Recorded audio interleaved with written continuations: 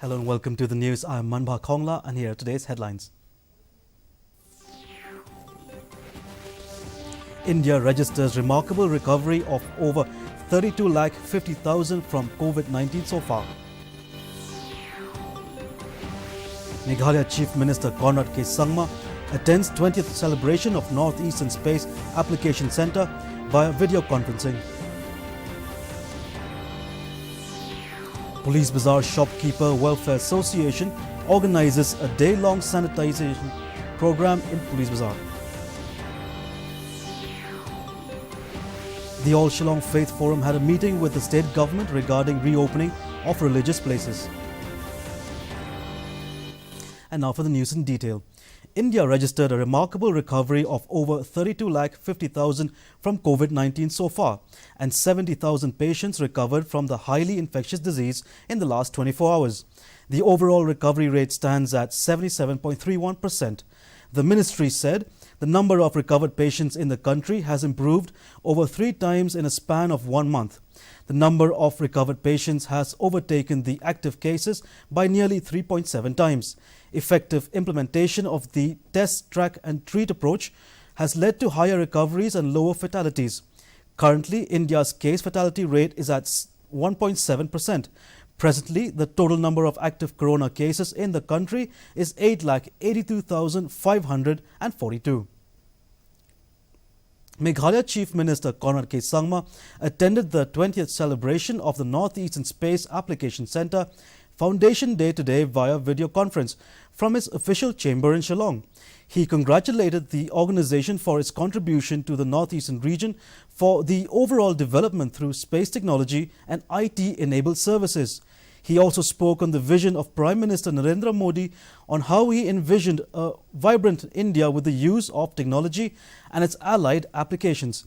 He said that during COVID times, everybody in the world has used IT-enabled services for meetings and conferences and for collection of data, which has helped in governance. The All Shillong Faith Forum had a meeting with the state government today regarding reopening of religious places. The forum expressed to the government that the worshipping places in the state can be reopened from the first week of October if the COVID-19 situation improves in the state. In the meeting, a subcommittee was also constituted with the Chief Secretary as the chairman and few members of the forum to revisit the protocols and SOPs which were notified for reopening of the religious places.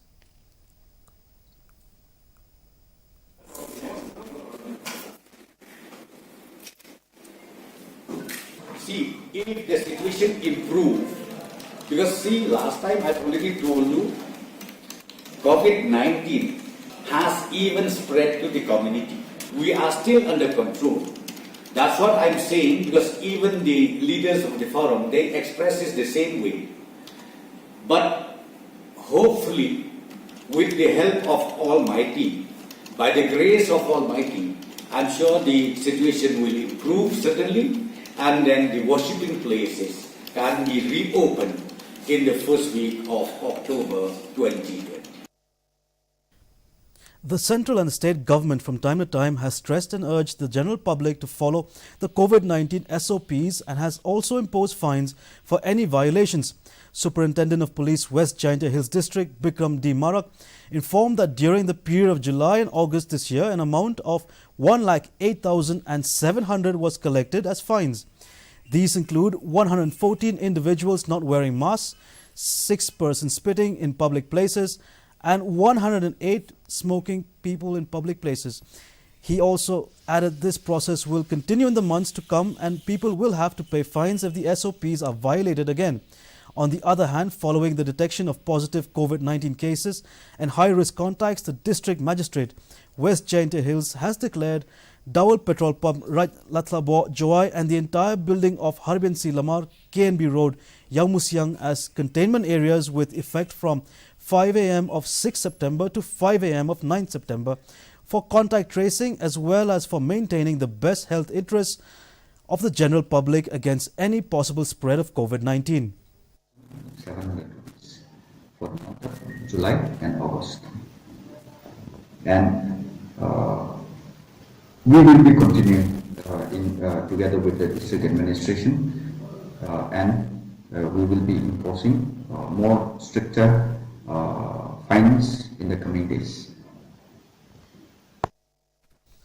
To create an ease among commuters and customers visiting various shops at Police Bazaar during the COVID-19 pandemic, and to create a sense of hygiene, an adventure group along with the Police Bazaar Shopkeeper Welfare Association, with the support of District Administration East Khasi Hills, organized a day-long sanitization program of shops and surrounding areas on Sunday.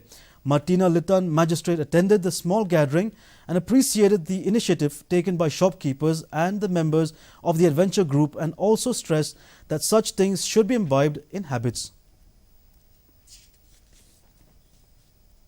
The government has recently come up with a progressive new education policy and has promoted online classes to impart education even during the COVID-19 pandemic. While appreciating these efforts of the government, there are various concerns about the rural education and of the teachers working under Sarva Shiksha Abhiyan. Here is a report.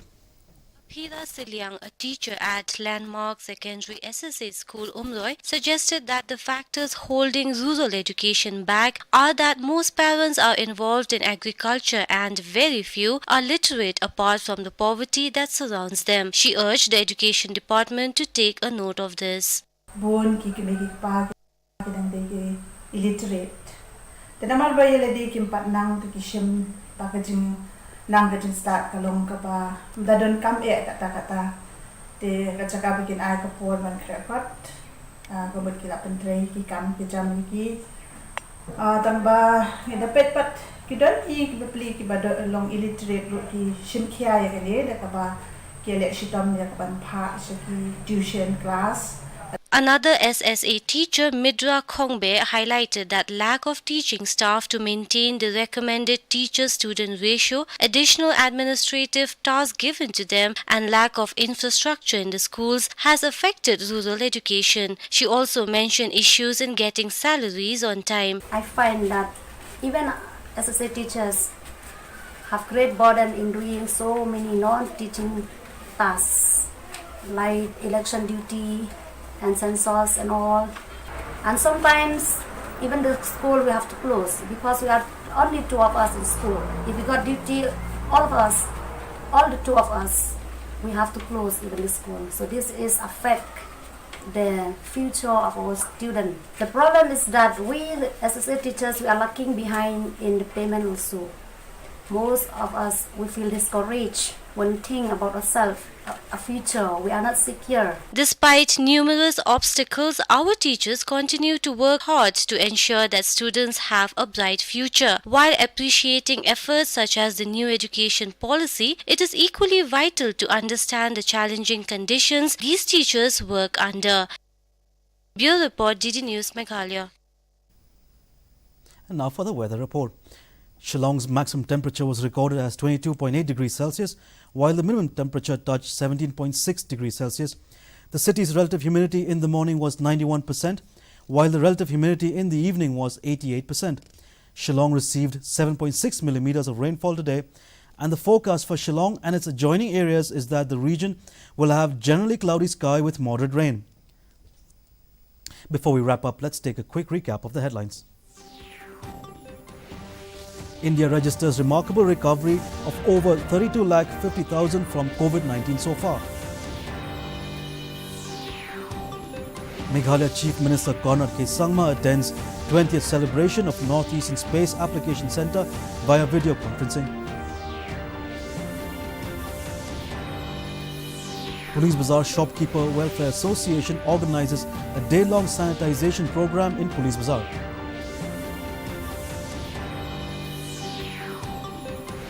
The Shillong Faith Forum had a meeting with the state government regarding reopening of religious places.